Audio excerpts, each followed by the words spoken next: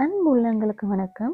நான் ரீசென்ட் டைம்ல வந்து ஹெர்பல் டீக்கு வந்து அடிக்ட் ஆயிட்டேன். நான் மட்டும் இல்ல. என்னோட குழந்தைகள் தான். அவங்க போகக்கூடிய கிண்டர் கார்டன்லேருந்து ஹெர்பல் டீ பழக ஆரம்பிக்கிறாங்க.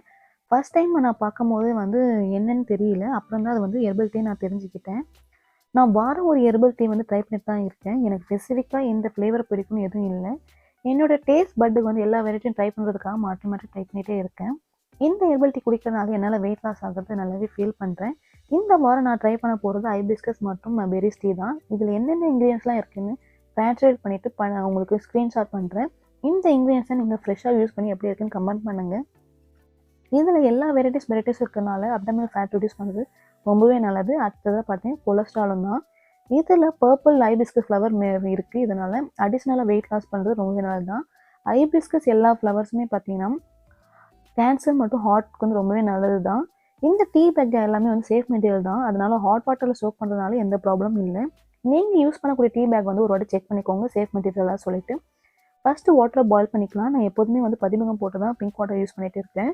இப்போ 8 to 10 மினிட்ஸ் வந்து சோக் பண்ணிடலாம் ஹாட் வாட்டரில். இதில் நல்லாவே வந்து ஃப்ரூட் ஃப்ளேவர் தெரியுது. லைட்டாக தோற்க தான் செய்யுது. இருந்தாலும் இந்த டீ குடிக்கிறது நல்லதுனால அதெல்லாம் நான் கண்டுக்கிறது இல்லை. சிப் பண்ணி அப்படியே என்ஜாய் பண்ணி குடிச்சிட்டு இருக்கேன். எந்த டேஸ்ட்டாக இருந்தாலுமே எல்லா டேஸ்ட்டும் நம்ம என்ஜாய் பண்ணி சாப்பிடும்போது தான் நம்ம உடலுமே எப்பவுமே நல்லா இருக்கும். நீங்களும் இந்த டீயை ட்ரை பண்ணிட்டு எப்படி இருக்குன்னு கமெண்ட் பண்ணுங்கள் மறக்காமல். நான் அடுத்த ஒரு வீடியோவில் பார்க்குறேன். Bye bye.